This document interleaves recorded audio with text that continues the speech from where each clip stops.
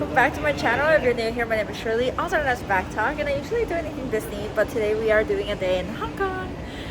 We are reunited with my brothers. They are. They each had their own day in Hong Kong. They'll have to tell us about it later. You don't need to know. And we just came from Disney. We took a 30-minute Uber, actually, over to Victoria Peak tram station. And we plan on doing that, and then we plan on eating, and there's just a bunch of eating and shopping, not much more in our dock for today.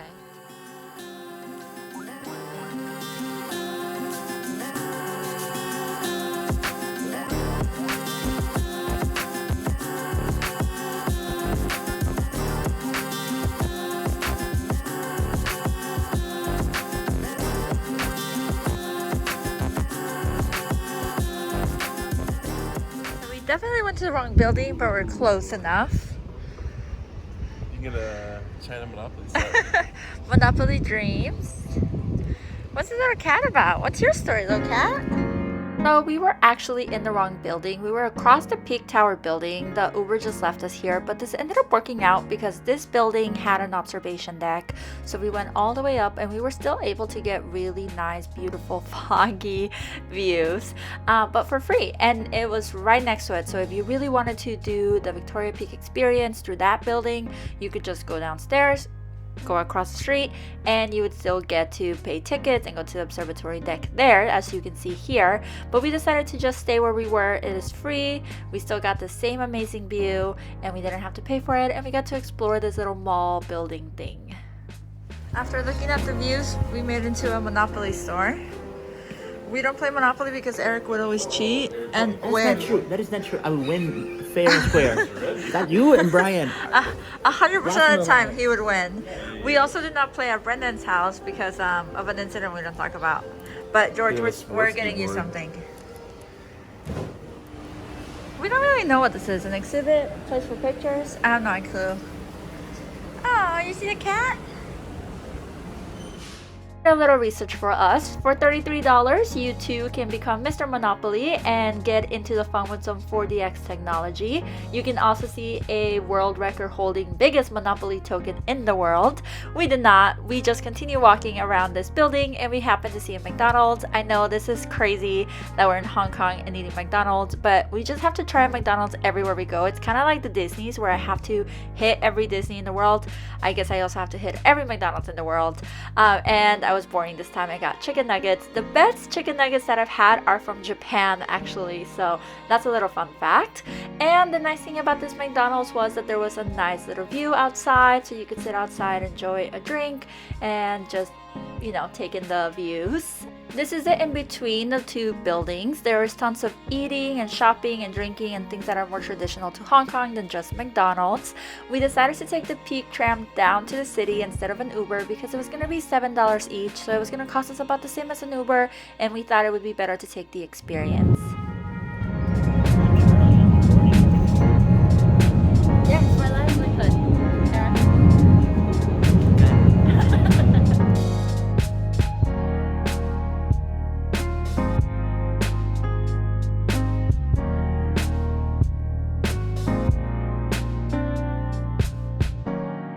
Do you want to see wax figures? I'd rather no. Brian, do you want to see wax figures? I'm alright, thank you. The sign. Ding Ding 1962. Where'd you find this? I did comedy next door last night. Oh, how was your comedy night? It was okay for the most part. That's one of the better comedians, I would say. Oh la la! Aaron got some octopus legs. No, octopus? What is it? Calamari, yeah. Oh, calamari, but he got the egg. The smell? You can't describe the ink, it just happened. Okay, so they got shrimp. You said it was like a burger? It's probably beef. Oh, this is actually good. Ham sweet sour beef patty. And this is the place we're at. Still a couple of this ended up being one of the favorites for my husband and my brother.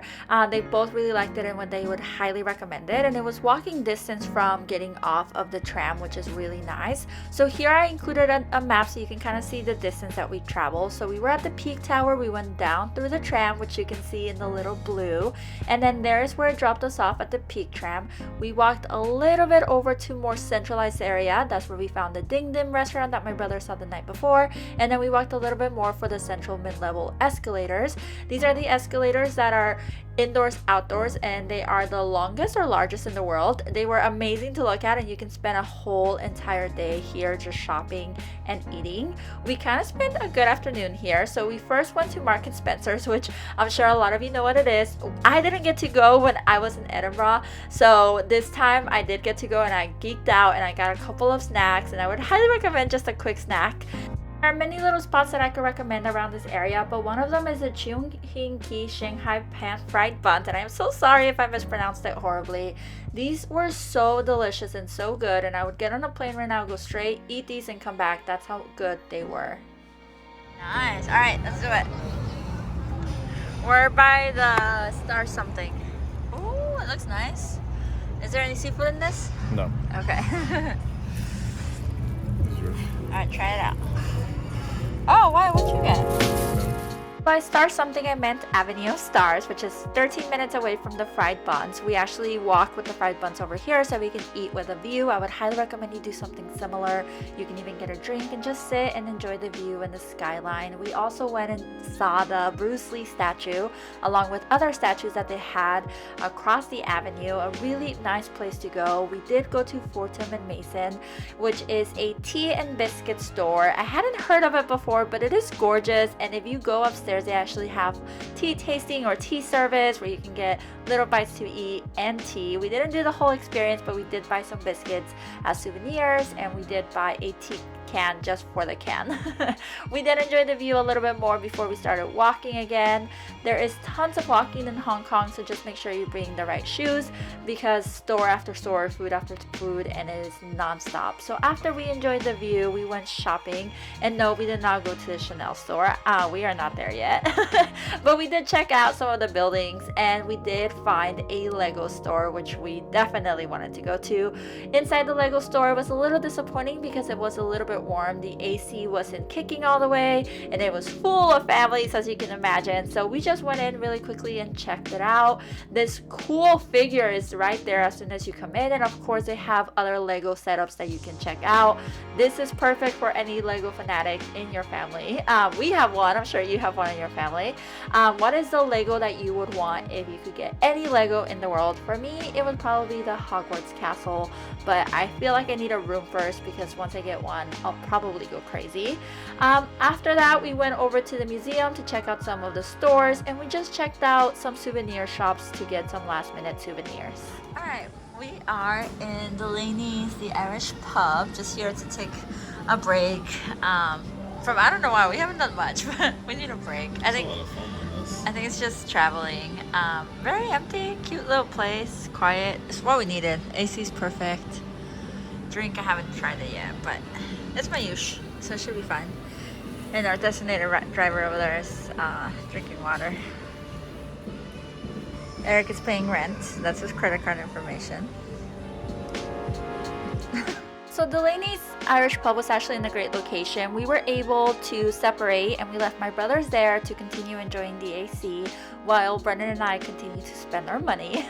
There is tons of shopping nearby. It is crazy how much shopping there is because it doesn't seem like it. It seems like very busy and food, but you actually can go up and up and up, and there's shop after shop after shop. They did have a pop-up store of this show, which my husband wanted to check out. He didn't end up, no, he did buy something actually. I don't remember what it was. I think it was like a sticker or something. Most of the shirts or jackets didn't really fit him, but it was a cute little tiny pop-up store. We also went to a 7-Eleven. That's another thing that I always have to check out when I'm in a different country is the 7-Eleven and the snacks. I love the Skittles here, and I love the Skittles in Edinburgh because they are sour, but they don't have the sugar on top that burns my tongue.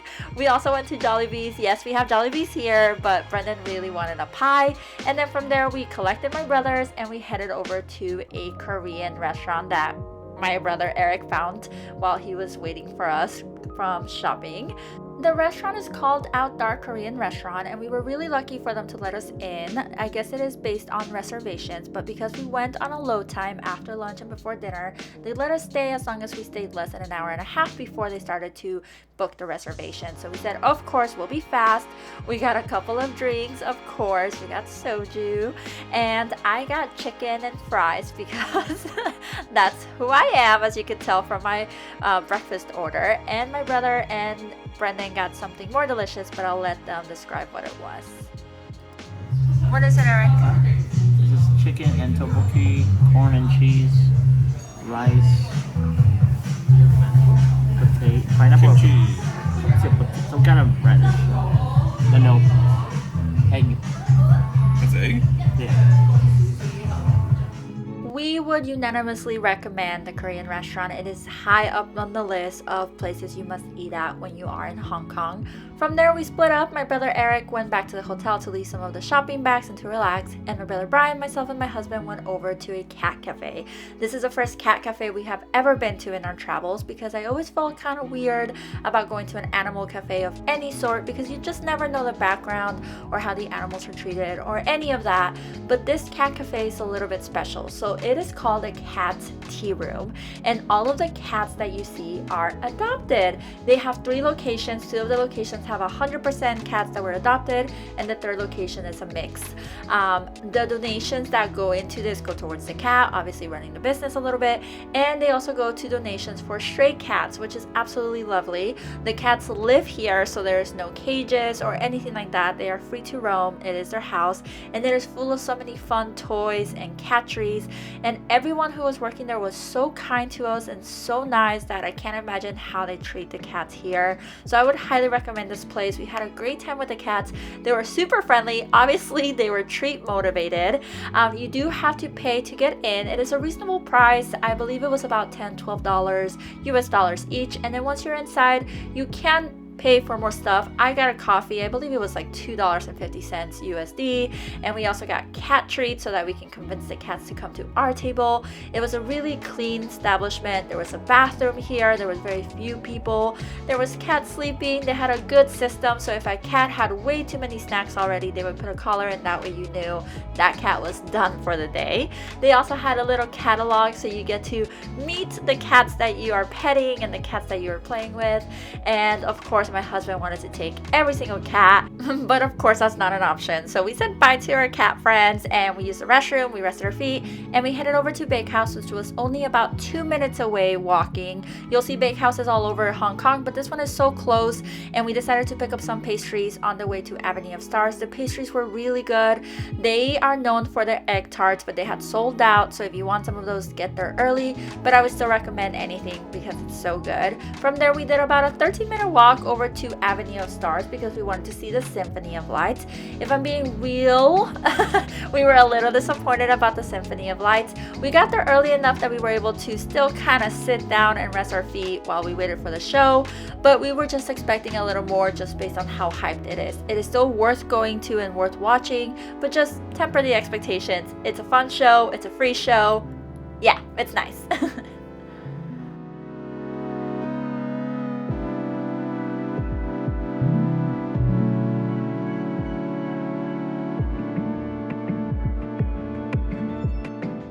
After the show, we headed over to the Temple Street Night Market, which was a really fun experience and I highly recommend it. There are so many food vendors and just little stores, if you want to call them that sell merchandise, and you can negotiate the price if you feel brave enough to do that. We had my husband do all of the negotiation for us, or the bargaining. A lot of cute little knickknacks and items. We had a little bit of cash, so we decided to just spend the rest of our cash here in the market and just buy little tiny souvenirs. From there, we went to a random bar that my brother found that was walking distance, and we just wanted a place to sit and make plans for the next day, so we went to a place called Terrible Baby. Yep, that's what it's called. It's inside of a hotel. They do have an outside and inside. They had some really cute drinks, of course, with the name Terrible Baby. Of course they did. So we got some drinks and decided to just sit and talk, and we had a really good time, and my brother got a tea and he really enjoyed it. And that wraps up our night. From there, we took an Uber back to the hotel, which I actually want to include some footage of. We stayed at the Starphire Hotel. It is not that far from all of the busyness that we went into. It is an average of $50 to $70 a night, so really good price. And it's really small, but it's perfect for what we needed it for, which was just to sleep, shower, and that's it. So here is past me showing you a room tour of our hotel. Oh. Do you need your key card? No, you got it. I got it. Okay. We are in room 1602. You come in, and just like the Disney Hotel, let me close this. Just like the Disney Hotel, you have to put your key here so the light turns on. You have an exhaust fan, AC, bedroom, bathroom, foyer. And that's like this. Now this is a very small room compared to what I've been showing you in our trip. It'll do, like, no big deal, but here is your wardrobe. Very nice. Here is like for the suitcase. I don't know if this opens. It does not.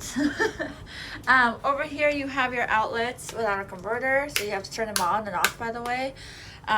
For tea or coffee, safe. It does have a fridge.